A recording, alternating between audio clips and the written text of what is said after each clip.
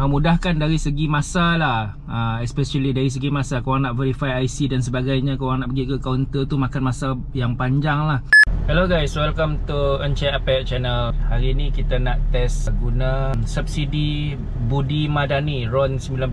Hari ni kita nak pakai settle. Nak tengok mudah ke tak pakai settle ni, nanti kita pergi tengok. Kalau korang tengok ni, dah ada 300 liter kat sini. Tak pasti ke nampak ke tak ni dalam GoPro ni. Harap nampak lah. So jom kita pergi sesen minyak dan kita try pakai settle. Tengok lagi cepat ke lagi lambat sebenarnya pengguna settle. Sesen minyak ni penuh tau masa ni, sebab orang berbaris dekat kaunter tu nak verify IC bagai kan. Jadi proses untuk pump minyak sekarang ni, kalau tengok semakin lambat lah kalau korang pergi ke kaunter. Better korang gunakan app settle ni. Nanti kita tengok guna app settle ni lagi cepat ataupun lagi lambat. Okay, sekarang kita di pump 8.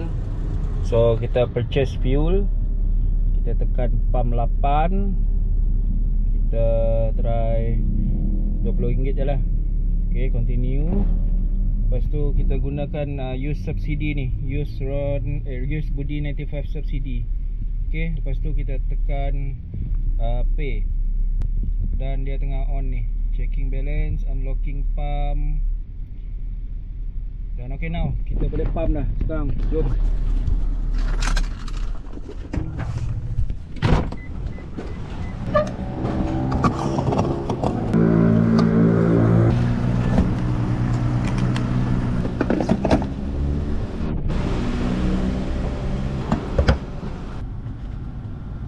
Okay guys, jadi kita dah settle dah isi minyak guna Budi RON 95 tu. Jadi sekarang ini receipt dia.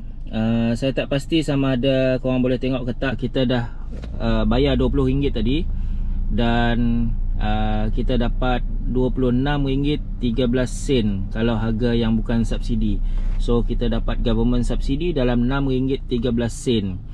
Dan kita pump minyak ni 10.050 liter.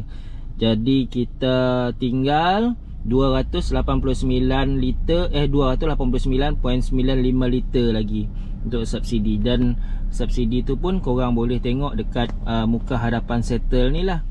Muka hadapan settle ni korang dapat lagi 289 liter. Yang itu lagi tinggal untuk subsidi Budi Madani RON 95 ni. Di samping tu kalau korang pakai settle macam tadi, ni kita dah isi minyak RM20 tadi, korang akan dapat 30 points lah, boleh redeem nanti. Jadi korang boleh slide sini, tengok ini korang boleh redeem sebagai minyak lagi lah. Okay, itu yang bagusnya guna aplikasi settle, sangat memudahkan korang sebenarnya. Memudahkan dari segi masa lah, especially dari segi masa. Korang nak verify IC dan sebagainya, korang nak pergi ke kaunter tu makan masa yang panjang lah. Jadi saya sarankan korang guna sahaja aplikasi settle ni supaya lebih memudahkan korang dan korang akan dapat lebih manfaat daripada aplikasi tersebut. Kalau korang masih belum lagi register untuk aplikasi settle, saya ada letakkan satu referral code dekat bawah tu, dekat description tu.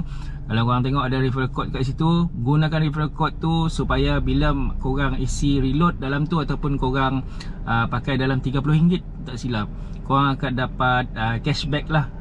Cashback sebab guna referral code. Okay, sampai kita bertemu lagi di next time video. Terima kasih kerajaan sebab bagi kurangkan harga minyak ke RM1.99. Teruskan bersama Encik Apek channel. Assalamualaikum. Bye bye.